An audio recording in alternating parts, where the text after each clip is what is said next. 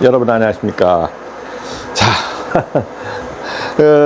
오늘은 전기 기계실 관련해서 그 다음에 방제센터인데 이거는 아주 소규모 방제센터입니다. 방제센터 하면은 뭡니까? 방제, 소방 부분을 얘기하는 거잖아요. 그래서 소방 부분은 잠시 후에 얘기하고, 여러분들이 그 현장에 가시면 방송 설비하고 CCTV 설비를 봅니다. 그래서 이 부분에서 간략하게 설명드리고 나중에 이론으로도 좀 설명하겠지만, 이제 오늘 제가 알려드리는 이 부분은 대형 현장을 얘기하는 게 아니고 뭐 5,000평 이하의 아주 소규모 현장에서 근무를 많이 하시거든요.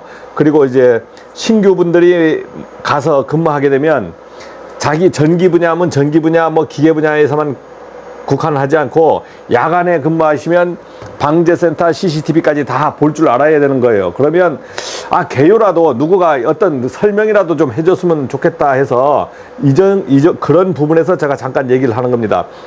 여기서 정관 방송 설비라 그러는데 이 부분은 규모에 따라서 그렇지만 거의 다 이렇게 생겼습니다. 이렇게 아파트 부분에서도 다 이렇게 생겼고, 그래서 이 부분은 거의 잘 만지진 않아요. 평소에 뭐 방송할 일도 없고, 그 다음에 녹음해서 해버리는 녹음 방송도 있거든요. 녹음 방송도 있고, 그 다음에 우리가 USB 넣어서 방송하는 부분도 있고, 그 다음에 직접 뭐 아파트 같은 데는 직접 이렇게 해서 하잖아요. 방송을 입주민 여러분 해가지고 방송도 하고 그러는데, 이렇게 있다는 것까지만 이렇게 방송 설비가 앰프가 요만큼 한 건가? 안 그래요. 이렇게 커요.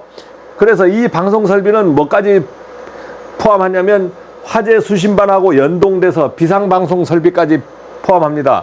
비상방송 설비는 뭐냐고, 화재 수신기가 울리면은 바로 방송이 송출되면서 말로도 나가요. 말로도 화재가 났으니까 대피하여 주시기 바랍니다 하면서, 화재가 발생하였으니 대피하여 주시기 바랍니다 해서 여러 가지 방송 나갑니다. 영어로도 나가는 곳도 있어요.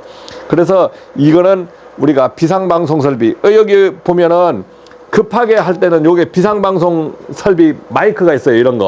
이런 마이크는 일반 방송 눌러버리면 일반 방송도 나갑니다만은, 이제 비상방송은 뭐냐면 음량을 최고로 딱 넣어서 다 틀어서 방송해버리는 거예요. 그래서 일반 방송은 우리가 볼륨 조정을 할 수 있어. 그러나 비상방송을 꽉 눌러버리면 눌러버리는 동시에 빨갛게 스위치 버튼이 나오면서 비상방송은 음량이 사람이 빨리 대피하세요 할 때 최대 음량으로 나가버립니다. 그래서 비상방송 설비 마이크가 있고, 이처럼 일반 방송 설비 마이크가 있어요. 이런 마이크가 있고, 이렇게 되면 비상방송, 이머전시, 파이어 해서, 그 다음에 방송 설비는 여기는 디라직이라는 업체가 있고, 인켈하고 디라직이 우리나라의 그 방송 설비 시장을 거의 다 분할해서 50대 50 분할해서 있습니다. 그래서 이런 부분까지는 업체 명까지는 알 수 없어도 여러분들이 나중에 AS 받으려면 이제 업체까지 알아야 되는 거예요.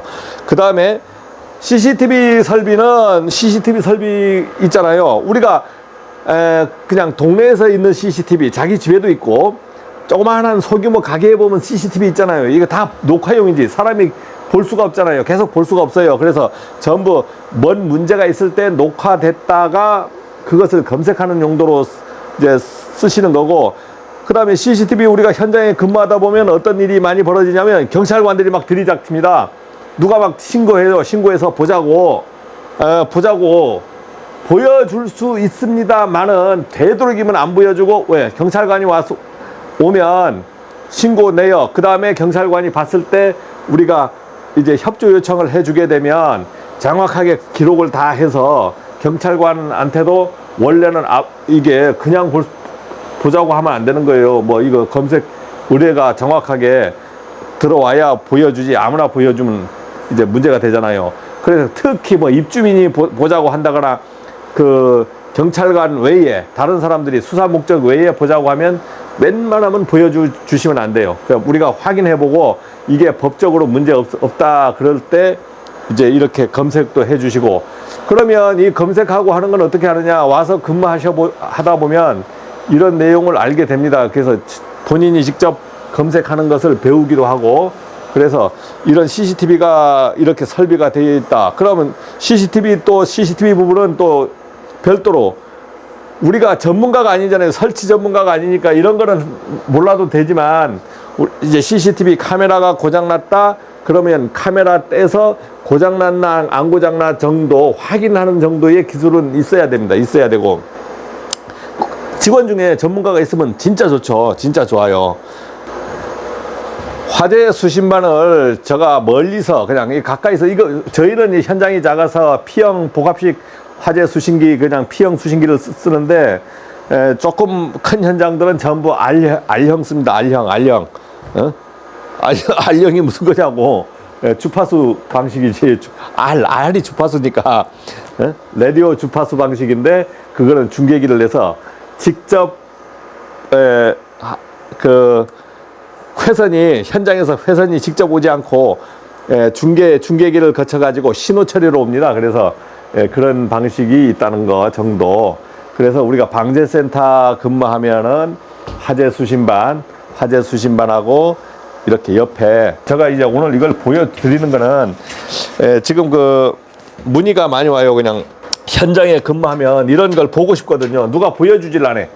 뭐 그림으로 해야 볼 수 있겠지. 그러니까 이렇게 어떻게 생겼는지 이렇게 생긴 현장도 있고 여러 가지로 뭐 생긴 현장이 많습니다.